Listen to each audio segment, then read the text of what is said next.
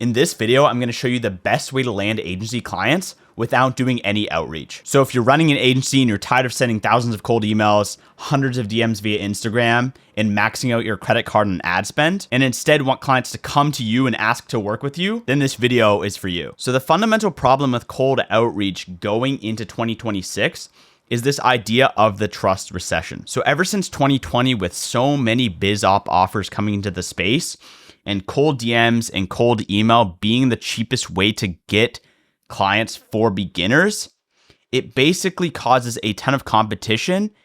And what that creates is offers to get inflated. So you end up with beginners offering, hey, we'll get you the X result or you don't pay, or you'll get your full money back in 3 months if we don't get you X result. And what this causes is once a good percentage of the market buys into these offers and inevitably doesn't get results, it causes a lack of trust in the market. And it causes a lot of agencies that do get good results to have a tougher time and rising costs via these cold outbound platforms. To fix this, you need to understand the buyer's journey in 2025 versus the buyer's journey from 2010 to 2020. So from 2010 to 2020, you used to be able to run a cold email / DM, a direct pitch. Maybe you have a Loom video or a unique mechanism. You booked call, you probably get a 20% close rate. In 2025, you need to understand that there's a bigger gap that you need to overcome because there's a bigger lack of trust than there ever was from 2010 to 2025.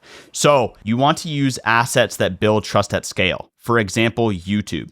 Content in general is the easiest way to build trust at scale. So in 2025, the buyer's journey looks something like this. They watch YouTube. Maybe they click into your description or the bio of your channel. They go to Twitter and Instagram. They watch maybe some of your short form content. Maybe they ask a question in the DMs or they opt into a lead magnet. Once they opt into your lead magnet, they're on your email list. So you send a newsletter to them. They read your newsletter. Maybe they watch some more of your YouTube. They end up booking a call. And at this point, they already know, like, and trust you. They have a ton of familiarity with you and your brand and what you do. And it causes your close rate to skyrocket.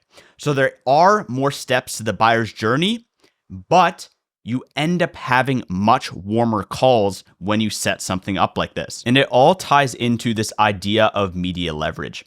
When you're sending a singular cold DM or you're sending a singular cold email via prospecting, there is a large amount of leverage if you automate cold email, if you automate cold DMs, but we all know that has diminishing returns because you have less personalization. It's tougher and tougher.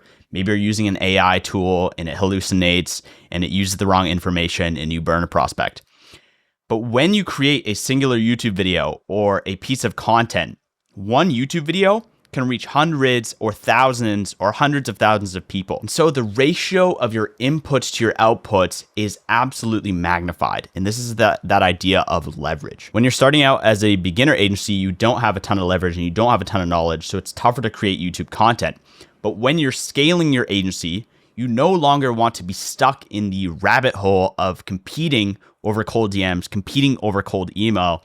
And instead, you want to use content because it has the highest trust and it has that higher barrier to entry where a lot of beginner agency owners don't have the knowledge that they can show on camera. They don't have the case studies that they can show on camera. And you want to use that edge as a more advanced agency. So how do you think about creating YouTube content? You want to think about YouTube as the nucleus of the rest of your content system. So one YouTube video typically has 3 to 5 core concepts.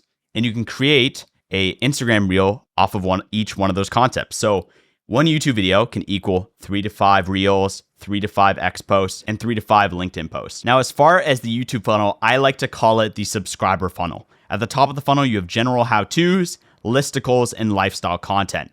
Lifestyle content is only going to be relevant if you're running an info product or you're running an offer where it's basically sold on a specific lifestyle. At the middle of the funnel, you have specific how-tos, mini courses, and non-student case studies.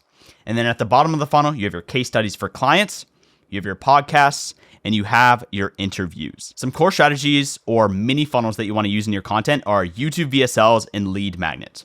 How YouTube VSLs work is basically you have an on-channel VSL that you send lots of traffic to using CTAs from other YouTube videos. So at the end or even 30% through each one of these YouTube videos, you would have a CTA saying, hey, I explained this problem in this video, but if you're trying to solve, the rest of the funnel, you're trying to solve the rest of X solution, then go to this video. It's typically going to be your mini course. So say you're creating a bunch of how-to videos that are maybe 5 to 10 minutes long that explain one concept or one or two concepts around YouTube script writing. What you would then do in the CTA of that video is send your traffic all to the mini course that explains the rest of YouTube script writing. So if you're talking about the hook in one of the how-to videos, then you want to explain, hey, I'm going to explain to you the body, how to write scripts from end to end, et cetera, in this mini course. And what that creates is it creates a domino effect within your content. So people watch one video and then they watch the next video and then they watch the mini course, which is an hour and a half long.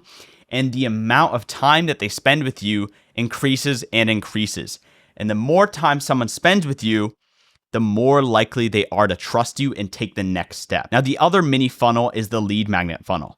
So you're going to have a bunch of YouTube videos, and similarly, you're going to have CTAs, but instead it's to a lead magnet, an opt-in page within your description.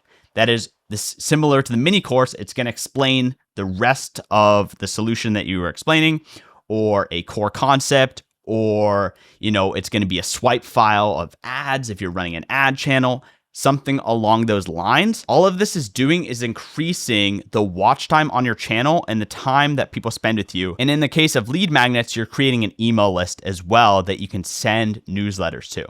Now, when it comes to repurposing content and creating that spider web effect across different platforms, one YouTube video, plus if you're using a bit of AI, obviously do not use AI to write your entire scripts or your entire content, because people can see right through that.